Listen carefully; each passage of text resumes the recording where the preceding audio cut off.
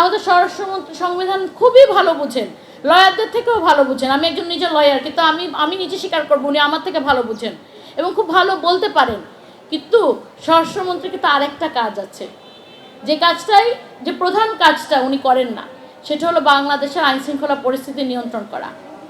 আমাদের বাংলাদেশে নওগাঁতে একই পরিবারের 4 জনকে জবাই করে রেখে যাওয়া হয়েছে বাসায়। কেন এই সাহসটা করা হয়েছে? কারণ এই বিচারহীনতা সংস্কৃতি। তো স্বরাষ্ট্রমন্ত্রীকে আমি আহ্বান করব যে আপনি আমাদেরকে সংবিধান পড়ান, আমরা খুব খুশি হই, আমরা এটা জানতে পারলে তো ভালোই লাগে, কিন্তু তার সাথে আল্লাহর ওয়াস্তে এই আইনশৃঙ্খলা পরিস্থিতি ঠিক করেন।